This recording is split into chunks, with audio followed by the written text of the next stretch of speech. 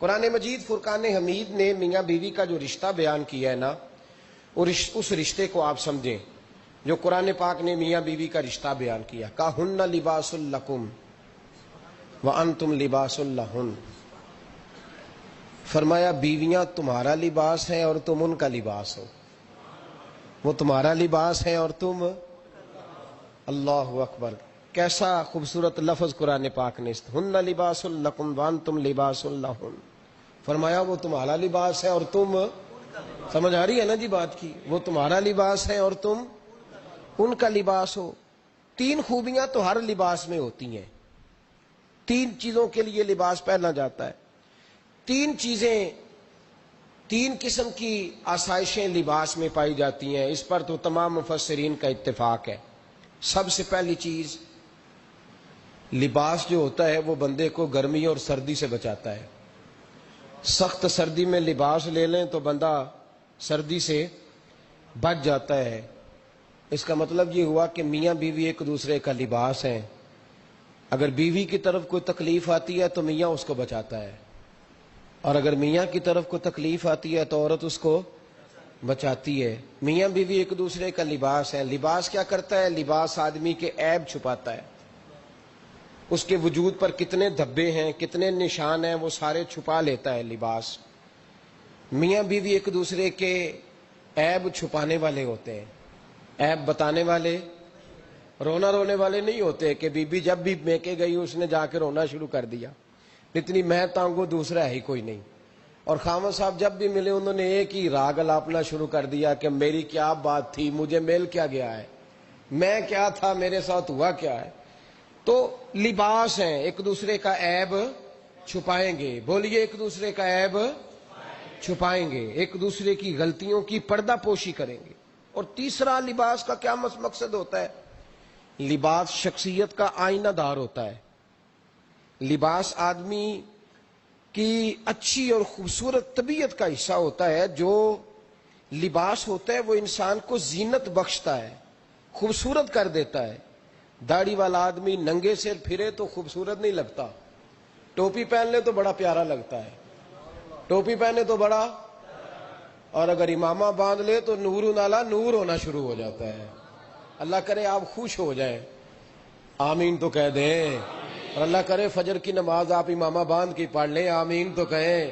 چلو کوئی جنہ دی داڑھی نہیں انہوں نے رکھنی چاہیے، جنہ دی نہیں انہوں نے موضوع نہیں تھا، پر ہماری بھی مجبوری ہے، داڑھی آ ہی جاتی ہے، ہر موضوع میں شامل ہو جاتی، رکھنی چاہیے. سب یاد رکھیں، لباس آدمی کو زینت دیتا ہے. قرآن مجید کے لفظوں پہ غور کرو. اگر تو شادی کے بعد بیوی کے آنے کی وجہ سے خامد کو سکون نہیں ملا تو اس کا مطلب ہے اس نے گھر کو زینت نہیں دی. اور اگر شادی کے بعد اس بچی کو تحفظ نہیں ملا، اس کو اپنے گھر کے اندر سکون نہیں ملا، تو اس کا مطلب ہے خامد نے اسے زینت، اس لباس نے زینت نہیں دی. میاں بیوی ایک دوسرے کا لباس ہے. اس مقدس رشتے کو اسلام نے باندھا، اور لباس کہہ کے باندھا. میرے رسول کریم علیہ الصلوۃ والسلام نے پہلے تو خارجی لوگوں کو منع کیا ہے. میری ذاتی رائے یہ ہے کہ میاں بیوی کی ذاتی لڑائی کوئی بھی نہیں ہوتی. ذاتی لڑائی، میری باتوں کی سمجھ تو آ رہی ہے نا آپ دوستوں؟ کوئی نہیں آ رہی؟ اللہ جزا دے. آپ میاں بیوی کی ذاتی لڑائی کوئی نہیں ہوتی. ہوتا پتہ کیا ہے؟ لڑکے سے پوچھیں کہ بتائے جناب کیا حال ہے، تو کہتے ہیں بیوی میری صحیح ہے، اس کے گھر والے نہیں صحیح. سنا ہے آپ نے بھی کبھی یہ لفظ؟ تو اسی طریقے سے اگر لڑکی سے پوچھیں کہ تیرا کیا حال ہے تو کہتی ہے خامن تو میرا دھیان رکھتا ہے، اس کی اماں نہیں خیال رکھنے دیتی. تو لڑائی جو ہوتی ہے وہ تیسرے آدمی کی وجہ سے ہوتی ہے. تیری اماں آئی تھی تو اس طرح کہہ گئی، تو تیرا بھائی آ گیا تھا تو وہ یہ کہہ گیا، تیسرے فرد کی وجہ سے. میرے نبی کریم علیہ الصلوۃ والسلام نے تیسرے بندے کو سمجھایا ہے، تیسرے فرد کو حضور نے سمجھایا ہے. نبی پاک علیہ الصلوۃ والسلام نے فرمایا خبردار، ماں، بھائی، بیٹا، باپ سارے لحاظ کریں، بسنے دیں میاں بیوی کو. اگر شادی کر دیا تو ان کو سکون سے رہنے دو. تم دو جملے کہہ کے چلے گئے، کوئی عیب نکال کے جو چھپا ہوا تھا خامن کی نظر میں وہ نکال کے بتا دیا کہ تیری بیوی یہ کام بھی کرتی ہے. اب تم تو ہٹ گئے وہ بات کہہ کے، اب انہوں نے اکٹھے رہنا ہے، ان کی زندگی مصیبت کا شکار ہو گئی. آزمائش میں آ گئے وہ دونوں، ساری زندگی کڑتے رہے، ایک عیب نکال کے لڑکی کے گھر والے لڑکے کا اسے بتا کے چلے گئے تیرے خامد میں یہ عیب پایا جاتا ہے، وہ ساری زندگی کڑتے رہیں گے، تکلیف میں رہیں گے، انہوں نے تو کٹھے رہنا ہے۔ بتانے والا چلا گیا، میرے رسول کریم صلی اللہ علیہ وسلم فرماتے ہیں لعنتی ہے وہ شخص، لعنتی ہے وہ شخص۔ یا رسول اللہ کون سا؟ فرمایا جو بیوی کو مرد کے خلاف اکساتا ہے اور مرد کو بیوی کے خلاف اکساتا ہے، وہ لعنتی ہے، ملعون ہے، رحمت الہی سے دور ہے وہ شخص۔ انہیں قریب کرنے کی کوشش کر، تو ان کے اندر محبت پیدا کرنے کی کوشش کر۔ میرے نبی کریم علیہ الصلوۃ والسلام نے جب حضرت سیدہ فاطمہ الزہرا رضی اللہ تعالی عنہا اور جناب سیدنا علی المرتضیٰ رضی اللہ تعالی عنہ کی شادی کی تو نبی پاک نے دونوں کے سر جوڑے اور دونوں کے درمیان محبت کی دعا فرمائی، دونوں کے درمیان محبت کی دعا فرمائی۔ اور نبی پاک صلی اللہ علیہ وسلم حضرت فاطمہ کے سامنے جناب علی کے فضائل بیان فرماتے، اور جناب علی آتے تو نبی پاک فرماتے فاطمہ تو میرے وجود کا حصہ ہے، وہ تو میرے جگر کا ٹکڑا ہے۔ تو ان دونوں کے درمیان الفت پیدا، یہ سب سے پہلے تو خارجی لوگ اس بات کا خیال کریں، سب سے پہلے تو خارجی لوگ خیال کریں، توجہ دیں کہ ان کو بکھرنے سے بچائیں۔ اب میاں بیوی بھی سمجھ لیں کہ ہماری ذمہ داریاں کیا ہیں۔ مسند امام احمد بن حنبل میں حضرت ابو درداء رضی اللہ تعالیٰ عنہ سے حدیث مروی ہے، نبی کریم صلی اللہ علیہ وسلم کی بارگاہ میں ایک خاتون نے آ کے عرض کیا یا رسول اللہ صلی اللہ علیہ وسلم مجھے بتلائیے خاوند کا حق کیا ہے۔ یہ جو حدیث سنانے لگا ہوں نا، یہ بیٹی کو سنانی ہے، جا کے یہ ٹیلی فون کر کے بہن کو سنانی ہے، صرف بیوی کو سنانے کی نہیں ہوتی یہ چیزیں۔ یہ حدیث بیٹی کو سمجھائیں، بہن کو سمجھائیں، ان لوگوں کو سمجھائیں تاکہ، اور یہ یاد رکھیں خاوند کے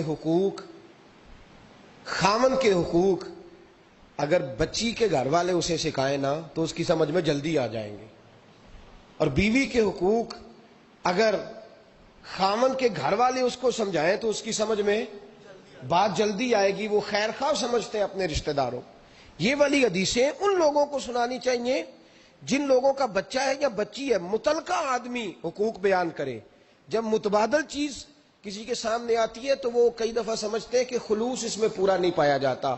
حضرت ابو درداء رضی اللہ تعالیٰ عنہ فرماتے ہیں ایک خاتون حضور کی بارگاہ میں آئی، عرض کرنے لگی یا رسول اللہ صلی اللہ علیہ وسلم میں نکاح کرنا چاہتی ہوں، شادی کرنا چاہتی ہوں، مجھے بتلائیے خاوند کا حق کیا ہے، اگر تو میں ادا کر سکتی ہوں تو میں نکاح کروں ورنہ میں اس کام سے بچوں۔ میرے نبی کریم علیہ الصلوۃ والسلام نے فرمایا بی بی اگر خاوند کے ناک سے رینٹ نکلے، ریشہ نکلے، پیپ بہے اس کی ناک سے، اور بی بی اپنی زبان سے وہ صاف کر دے تو پھر بھی اس کا حق ادا نہیں ہوتا۔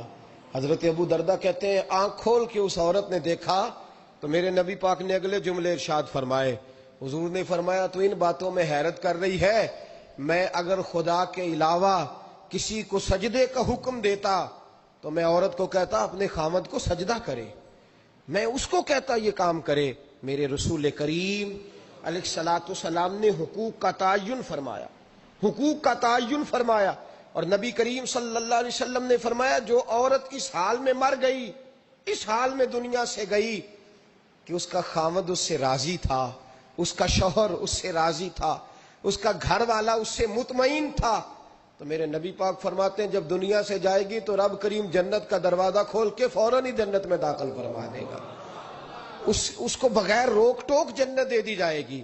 شرط یہ ہے کہ وہ جب دنیا سے جائے تو اس حال میں جائے کہ اس کا خاوند اس سے شکوے نہ کرتی پھرے، شکایتیں نہ کرتی پھرے، شکایتیں نہ کرے۔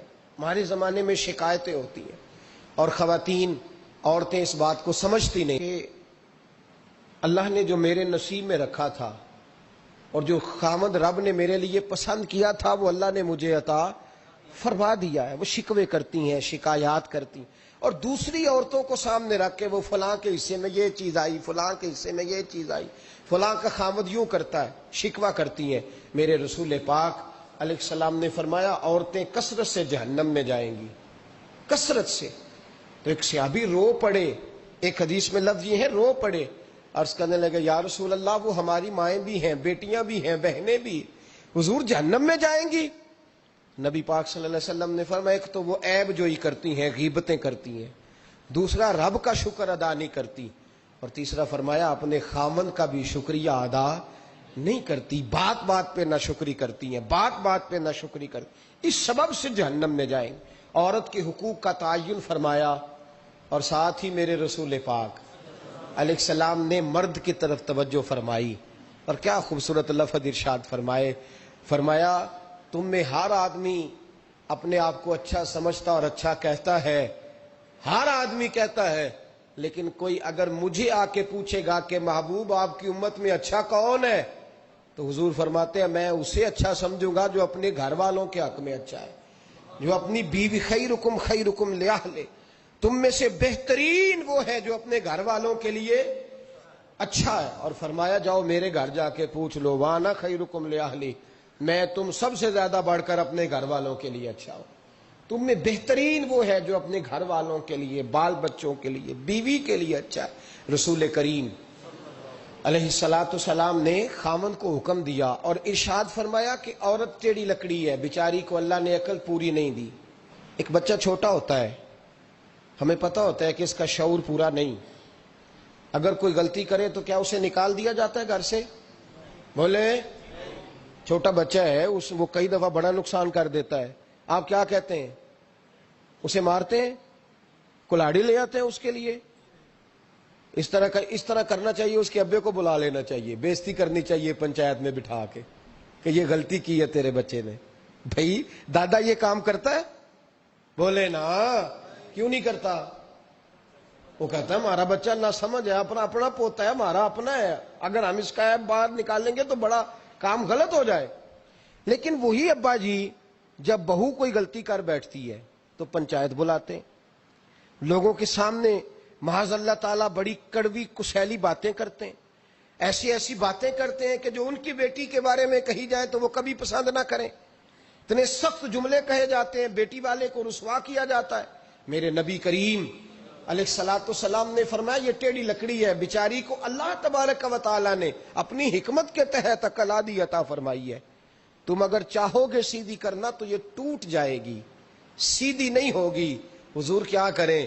فرمایا اس کے ساتھ گزارا کرو، اللہ تمہیں اجر عطا فرمائے گا، اس کے ساتھ وقت گزارو، اللہ تمہیں اس کا، یہ ذہن بنانا چاہیے خامند کو کہ یہ، اور خامند کی ذمہ داری ہے۔ اعلیٰ حضرت رحمۃ اللہ علیہ نے فتاوی رضویہ کی 24ویں جلد میں بالتفصیل لکھا ہے، آپ فرماتے ہیں خامند کی ذمہ داری عورت کو کپڑا فراہم کرنا، روٹی فراہم کرنا، رہنے کے لیے گھر دینا، نان نفقے کا خیال کرنا، اور آپ فرماتے ہیں اگر وہ مطالبہ کرے تو ہفتے میں ایک دن اس کے ماں باپ سے ملانے بھی لے جا سکتا ہے، ہفتے میں، جی کوئی نہیں بول دے تسی، ہفتے نہیں، یہ نہیں صحیح لفظ، ہر ہفتے اے سوکھ ہے، کدوں ملان کھڑنا ہے؟ پاویں نہ بولو، گل جڑی سچی ہو تے سچی ہے، ملان کدوں لے جانا ہے؟ اچھا اپنی اما نو روز ملتا ہے سویرے شام، تے وہ کہندی مینوں بھی اما نو ملا لیا، تے کہندا روز نہیں جائیدا، تے تم بھی نہ ملا اپنی اما نو روز بھائی۔ لیکن نا اعلیٰ حضرت فرماتے ہیں ہفتے میں ایک دفعہ ماں باپ سے، بولے، بیٹی کا پیار ماں باپ سے زیادہ ہوتا ہے کہ بیٹے کا؟ تو سارے انہوں پتا ہے، یعنی تسی گھٹ کر دے ہو نا، تاں بیٹی دا نام لیا جے، صحیح بات کر رہا ہوں؟ تو جس کا پیار زیادہ ہے اس کو روک دیا، کہتے نہیں روز نہیں جائیدا، سال بعد جائیں، بلکہ ان تے اللہ خیر کرے، اللہ پاک فضل کرے، داماد صاحب کی عزت ہی نہیں نہ ہوتی، اس کو آنکھوں پہ بھی اٹھائے تو کہتے ہیں تیرے گھر دے میری عزت نہیں کر دے، پتہ نہیں ان تو عزت بھائیا کیڑی شاید نام رکھے ہے، وہ کیڑی ہے جڑی تینوں چاہیے ہے، اللہ ہی بہتر جانتا ہے۔ عزت نہیں کرتے تو لہذا میرا پروٹوکول نہیں، پھول لے کے کھڑے نہیں ہوتے گلی میں، وہ باہر نہیں نکلتے، وہ اشتہار نہیں چھاپتے کہ داماد صاحب آ رہے ہیں، اور ویسے بھی میں کہاں جاؤں، مطلب یہ کہ چپس بھی نہیں ہے، انہوں نے سنگ مرمر بھی نہیں لگوایا ہوا، تو میں کیسے جاؤں، میری شان کے خلاف۔ اعلیٰ حضرت فرماتے ہیں ہر ہفتے وہ بیٹی جو ہے، تو بیٹیاں ہوتی ہیں، یہ تو اس دن پتہ چلتا ہے نا جب اپنی بیٹی بندہ ڈولی میں ڈالتا ہے، پھر پتہ چلتا ہے کہ دل کرتا ہے ہر ہفتے اس کو ملنے کو، دل کرتا ہے کہ وہ آئے، چہرہ دکھائے، ایک دفعہ مل جائے، ہر ہفتے اس کو ملوانے لے کے جائے، اس کی غلطیاں معاف کرے، اس کے عیبوں پہ پردہ ڈالے، اس کی کوتاہیوں کا خیال کرے، اس سے درگزر کرے، میرے نبی کریم صلی اللہ علیہ وسلم نے فرمایا میں اپنی امت کو حکم دیتا ہوں کہ اپنی بیوی سے بغض نہ پالنا، بغض نہ پیدا کرنا، کوئی غلطی کرے تو بغض نہ پیدا کرنا، بغض نہ رکھ لینا سینے میں کہ تو ہے ہی ایسی، تو ہے ہی، بغض نہ پالنا۔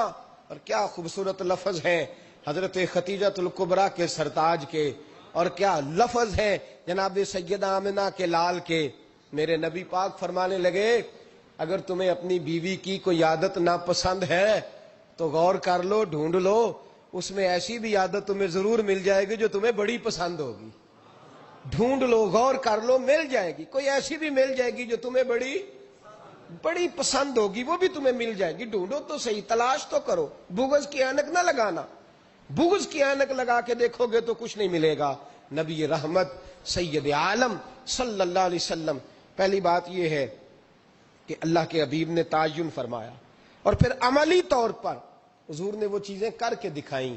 جاتے جاتے ویڈیو کو لائک کریں، سبسکرائب کریں، press the bell icon and share.